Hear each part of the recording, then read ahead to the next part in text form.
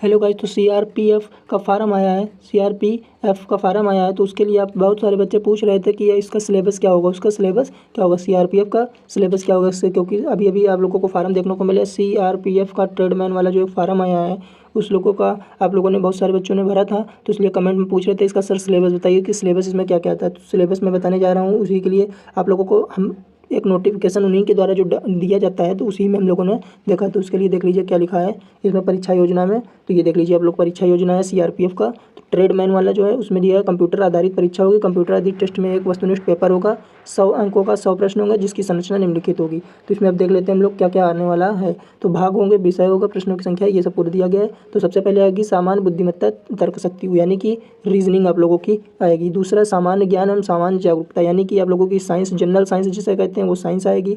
Plus GK आएगी, GK या GS जो कहते हैं हम लोग, जीके और जीएस जनरल नॉलेज और जनरल साइंस, ये आएगा टॉपिक दूसरा। और तीसरा आएगा सामान्य गणित यानी कि आप लोगों की मैथ भी देखने को मिलेगी। अब तीसरा बहुत सारे बच्चों का कमेंट रहता है कि जो इंग्लिश आएगी या हिंदी आएगी, इंग्लिश आएगी या फिर हिंदी आएगी। तो आप लोगों को इंग्लिश भी इस पेपर में आती है और आप लोगों को हिंदी भी आती है। तो ये आप लोगों को ऑप्शनल रहता है, आपको अगर इंग्लिश वाला पेपर सॉल्व करना है तो इंग्लिश सॉल्व कीजिए और हिंदी वाला सॉल्व करना है तो हिंदी सॉल्व कीजिए। और ये जो पेपर होता है वो 10th लेवल पर बनता है। ये पेपर जो होता है वो 10th लेवल के हिसाब से ही आप लोगों को आता है, वो चाहे मैथ हो या फिर रीजनिंग हो या जीके हो या फिर जीएस हो, कोई भी टॉपिक होते हैं जो, या फिर इंग्लिश हो या हिंदी हो, कोई भी टॉपिक होते हैं वो क्लास 10th के लेवल पर बनाए जाते हैं। तो इसलिए आप लोगों को टेंशन लेने की बात नहीं है, यही आप लोगों का इतना फर्स्ट पेपर में क्वालिफिकेशन नंबर होता है। क्योंकि इसमें होते हैं क्या 25-25 क्वेश्चन आते हैं, चारों सब्जेक्ट से 25-25 क्वेश्चन आते हैं और 25-25 नंबर के, यानी कि आप लोगों का क्या होता है 100 नंबर का पूरा पेपर होता है और 100 क्वेश्चन दिए जाते हैं। इसके लिए आप लोगों को जो टाइम होता है वो टाइम होता है 2 घंटे का। 2 घंटे का टाइम आप लोगों को दिया जाता है 100 क्वेश्चन को सॉल्व करने के लिए।